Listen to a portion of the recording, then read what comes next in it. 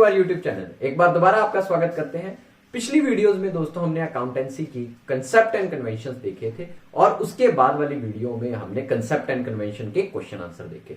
तो आप सबको बहुत फायदा मिला होगा ऐसा मुझे लगता है, और ज्यादा से ज्यादा कमेंटों में बताइए कि कैसा कंटेंट किस प्रकार से आपको चाहिए। उसमें भी हम कोशिश करेंगे जो जो आपके कमेंट हैं उनको हम पूरे अच्छे तरीके से यूटिलाइज कर आपके लिए कंटेंट और तैयार करेंगे। चलिए दोस्तों, इस वीडियो में हम अगले हिस्से पर बात करेंगे। अब हम बात करेंगे बेसिस ऑफ अकाउंटिंग पर, बेसिक अकाउंटिंग क्या है, और दूसरा इंपॉर्टेंट हिस्सा इसमें कवर करेंगे गोल्डन रूल्स ऑफ अकाउंटिंग। आप सभी graduates, post graduate, CA, CS, आप सबकी डिग्रीज कॉमर्स बैकग्राउंड से हैं ही हैं तकरीबन सभी लोगों की दोस्तों, तो इसलिए आप बेसिक को बहुत अच्छे से समझते होंगे, लेकिन उनके क्वेश्चन आंसर में हमें थोड़ी बहुत कहीं ना कहीं दिक्कत हो जाती है। तो वो दिक्कत भी आज हम खत्म करने की कोशिश करेंगे। इस वीडियो में टोटली हम सभी के सभी टॉपिक्स कवर कर लेंगे और इसके साथ ही अगली वीडियो में हम इसके क्वेश्चन आंसर भी करेंगे। 50-50 क्वेश्चन कर रहे हैं दोस्तों, इससे ज्यादा क्वेश्चन हमने पूरे इंटरनेट से उठा लिए हैं। जितने क्वेश्चन थे और जितनी बुक से थे उनसे क्वेश्चन उठा रहे हैं। तो इससे ज्यादा क्वेश्चन, नए क्वेश्चन आप सभी जानते हैं एग्जामिनर नहीं बनाता, शफल करके कहीं ना कहीं से उठाता है। तो कोशिश हमारी ये रहेगी कि आपको सभी के सभी क्वेश्चन पहले ही एक नजर से निकाल दिए जाए, एक नजर में आपकी आ जाए, तो सारी चीजें आसान होंगी। चलिए दोस्तों, शुरुआत करते हैं, आगे बढ़ते हैं।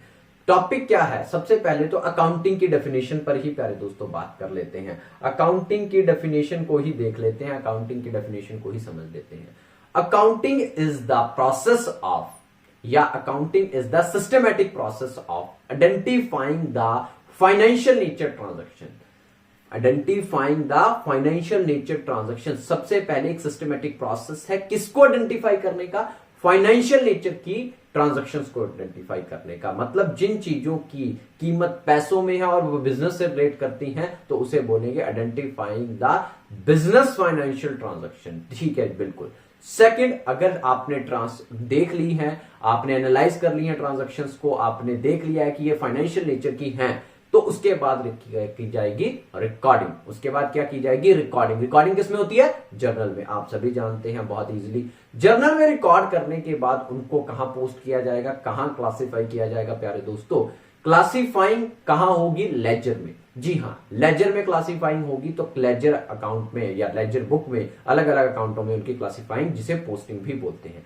क्लासिफाई करने के बाद दोस्तों उनकी समराइजिंग होगी, उनके बैलेंस मिलाए जाएंगे, balance equals debit credit, balance मिला के ब्रॉट डाउन कैरेट डाउन करके उनको समराइज करके ट्रायल बैलेंस में पहुंचाया जाएगा। तो वो होती है समराइजिंग, आप सभी जानते हैं दोस्तों। उसके बाद आगे बढ़ के अगर हम देखें, समराइजिंग अगर आपने कर ली है, फिर उसके बाद एनालाइजिंग करनी होती है। एनालाइजिंग करने का प्यारे दोस्तों क्या मतलब होता है? एनालाइजिंग करने का मतलब जो आपने पूरा काम किया है उसकी सटीकता को, उसकी रिलायबिलिटी को, उसकी इफेक्शनिटी को, उसकी ऑब्जेक्टिविटी को सही ढंग से एनालाइज करना कि क्या ये सही हुआ है। एनालाइज हो गया प्यारे दोस्तों। एनालाइज करने के बाद अगला काम जो है इंटरप्रिटेशन का, क्या वो as per countries accounting standard, as per companies law, as per countries law, as per particular structure, जो भी जहां भी काम कर रहे हैं, क्या वो एप्लीकेबल सही हो रहे हैं कि नहीं, उस चीज की ऑथेंटिसिटी उस वहां चेक की जाएगी। अब एक कंप्लीट अकाउंटिंग इंफॉर्मेशन तैयार हो चुकी है, जिसमें आपके पास P&L, बैलेंस शीट और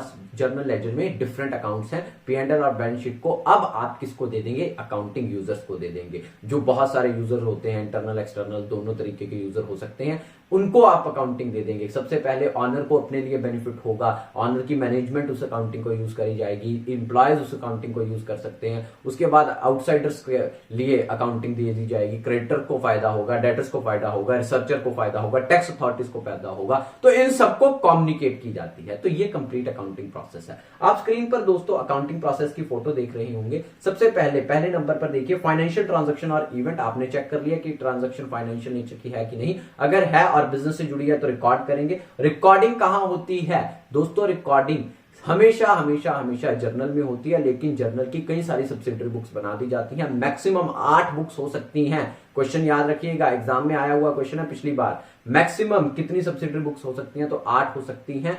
कैश बुक, उसके बाद परचेज बुक, उसके बाद सेल बुक, उसके बाद परचेज रिटर्न बुक, फिर cell return book, bills receivable book, bills payable book और जर्नल प्रॉपर। जी हां, ये सभी की सभी सब्सिडरी बुक हैं। तो आपको ये भी क्लियर हो गया होगा प्यारे दोस्तों। उसके बाद इसी प्रोसेस को हम बोलते हैं रिकॉर्डिंग। रिकॉर्डिंग के बाद दोस्तों होती है क्लासिफाइंग। आप देख सकते हैं फोटो में, क्लासिफाइंग, पोस्टिंग इनटू लेजर। अगर ट्रांजैक्शन को कहां पोस्ट किया जा रहा है, लेजर में पोस्ट किया जा रहा है, तो दोस्तों इसे बोला जाता है क्लासिफाइंग। उसके बाद समराइजिंग, और समराइजिंग में प्यारे दोस्तों ट्रायल बैलेंस बना लिए गए हैं, ट्रेडिंग P&L बना लिए गए हैं और बैलेंस शीट। ये भी क्वेश्चन आया हुआ है कि समराइजिंग में क्या बैलेंस शीट बन जाती है। जी हाँ, समराइजिंग में बैलेंस शीट बन जाती है। जी हाँ, ये एनालाइजिंग, इंटरप्रिटेशन और कम्युनिकेशन का पार्ट नहीं है, it is the part of summarising. Summarising का मतलब जो आपने जर्नल लेजर में किया उसको एक रुतबा देकर एक एंगल में सीधा सटीक समझाने की कोशिश करना, प्रेजेंट करके अच्छे ढंग से बताना। तो समराइजिंग तक तो बुक कीपिंग भी चलती है दोस्तों, बुक कीपिंग का प्रोसेस समराइजिंग तक है। अकाउंटिंग उसके बाद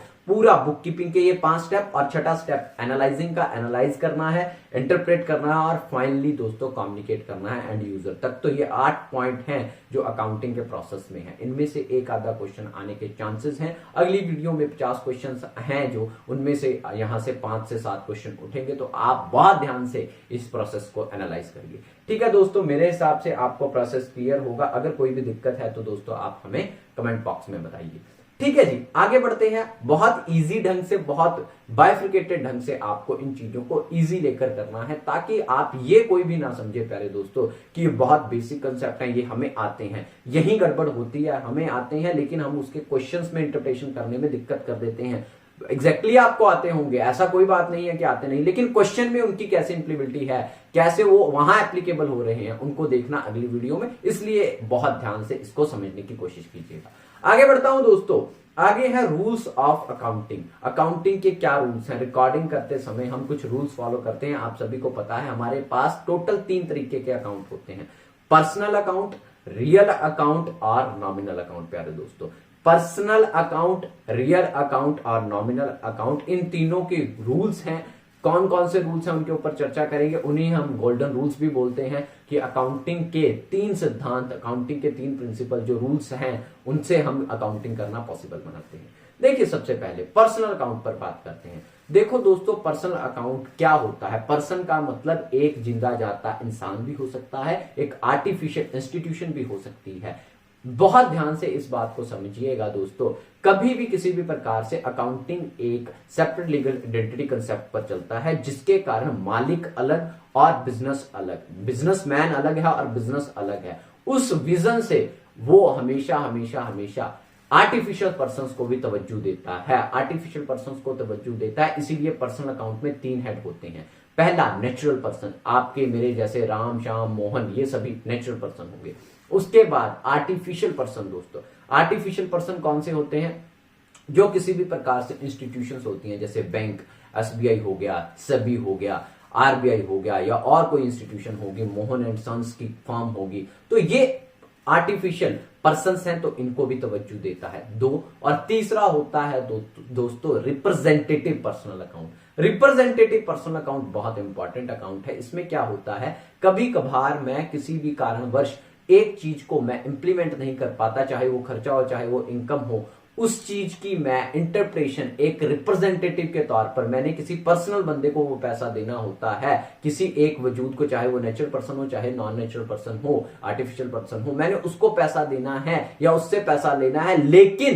लेकिन प्यारे दोस्तों, अभी उसका टाइम नहीं आया, या टाइम पहले आ चुका था या आने वाला है, इस दौरान वो टाइम नहीं आया, उसे हम बोलते हैं रिप्रेजेंटेटिव पर्सनल अकाउंट। इसमें कौन कौन आता है आप देखेंगे। प्रीपेड इंश्योरेंस, जो अगले साल की इंश्योरेंस आप पे कर दी। आउटस्टैंडिंग, पिछले साल का या पिछले दौरान का हिस्सा, आउटस्टैंडिंग सैलरी जो अभी पे करनी है, तो प्रीपेड, आउटस्टैंडिंग, अनएक्सपायर्ड, ऐसी चीजें जो है रिप्रेजेंटेटिव पर्सनल अकाउंट में आती हैं। तो हमारे पास 3 तरीके के दोस्तों खाते हैं। पहला खाता कौन सा है?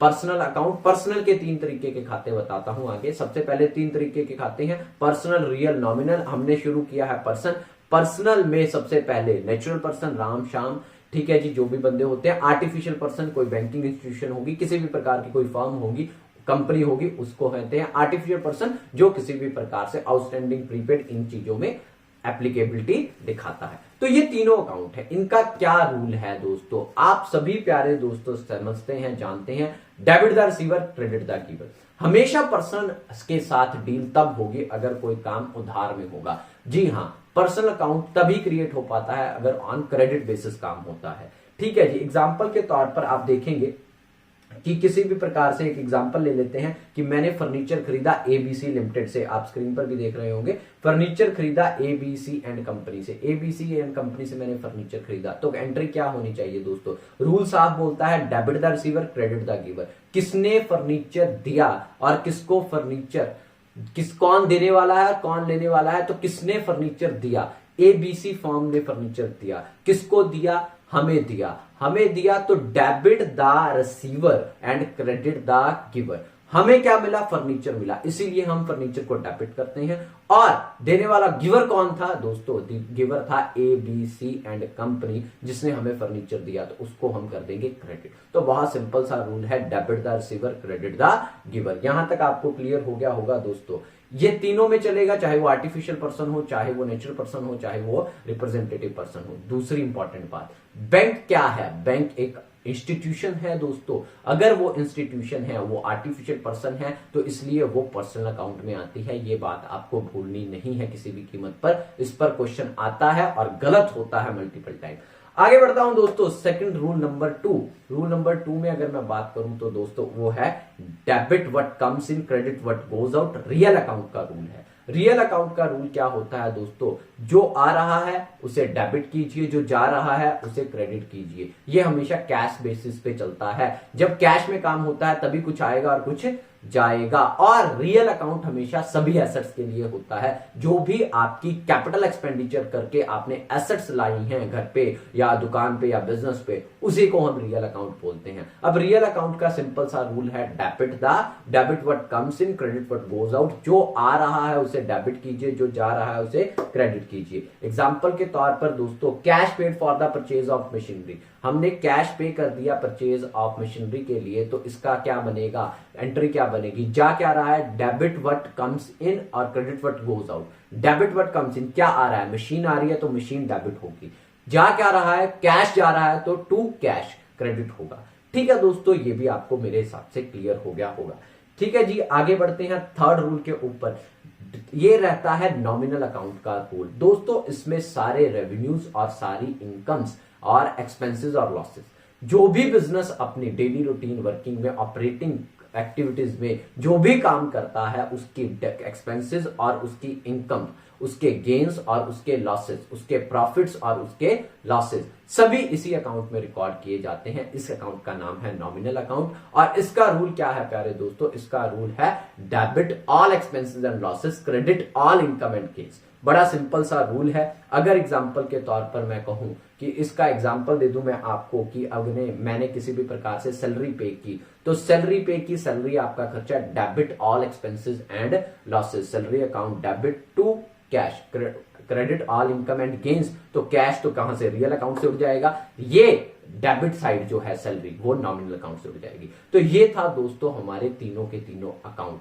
3 अकाउंट है हमारे पास, आप सभी जानते हैं कौन कौन से? Personal account, real account, nominal account. Personal account में सभी person artificial as well as artificial के साथ natural person as well as representative, prepaid, outstanding, unexpired, accrued, ये चारों वर्ड याद रखिएगा। इन सबका आंसर हमेशा पर्सनल अकाउंट होगा और रिप्रेजेंटेटिव पर्सन में इनकी कैटेगरी होगी। और इसका रूल क्या है? Debit the receiver credit the giver. और उसके बाद अगर मैं दूसरा बताऊं रियल अकाउंट, इसमें सभी एसेट्स आती है और debit what comes in credit what goes out. ये भी आपको क्लियर है, सभी एसेट्स यहां होंगी, सभी खर्चे और सभी इनकम, सभी खर्चे प्यारे दोस्तों और सभी इनकम कौन से खाते में चली जाएंगी? तीसरे खाते में, जो है nominal account, debit all expenses and losses, credit all income and gains. ये इसका रूल है। आप सभी को ये बातें बिल्कुल आसानी से पता लग गई होंगी। जब क्वेश्चन होंगे तो आप इनको जस्टिफाई करने की भी कोशिश कीजिएगा, वहां पर आप इनको प्रॉपर इंप्लीमेंट कर दोगे तो हमारा भी पर्पस सॉल्व हो जाएगा इस वीडियो बनाने का और आपकी भी तैयारी पूरी होगी।